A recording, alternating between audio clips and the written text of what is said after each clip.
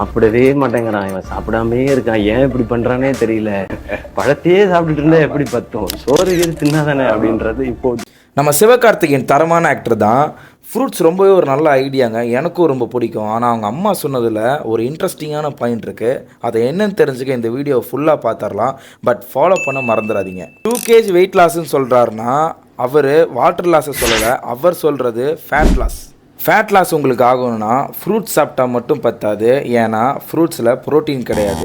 இதே நீங்கள் ப்ரோட்டீன் எடுக்கலைன்னா கேலரி டெஃபிசிட்டில் இருக்கும்போது ஃபேட் லாஸ் ஆகுங்க. ஆனால் உங்கள் ஃபேட்டில் இருந்து மட்டும் ஆகுமானா கிடையாது. ஏன்னா உங்கள் லீன் மாஸ் இருக்குல்ல, உங்கள் மசில்லேருந்து, உங்கள் எலும்புலேருந்து, உங்கள் ஆர்கானிஸில் இருந்தும் போகும்.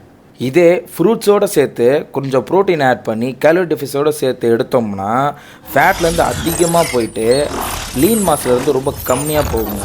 இது தாங்க ஃபேட் லாஸ்க்கு சீக்ரெட்டு. அண்ட் அதை தான் அவங்க அம்மாவும் சொன்னாங்க, ஏன்பா நீ ஃப்ரூட்ஸை மட்டும் சாப்பிட்ற, அதோட கொஞ்சம் ப்ரோட்டீனையும் எடுத்துக்கிட்டிங்கன்னா மசிலும் நல்லாயிருக்கும், ஃபேட்டும் ரொம்பவே கம்மியாகும்னு சொன்னாங்க. நீயும் நல்லா இருப்பேன்னு.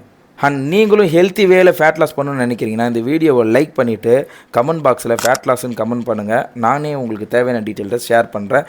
அண்ட் தென் மறக்காமல் ஃபேட் லாஸ் யாரெல்லாம் பண்ணணும்னு நினைக்கிறாங்களோ இந்த வீடியோவை ஷேர் பண்ணுங்கள்.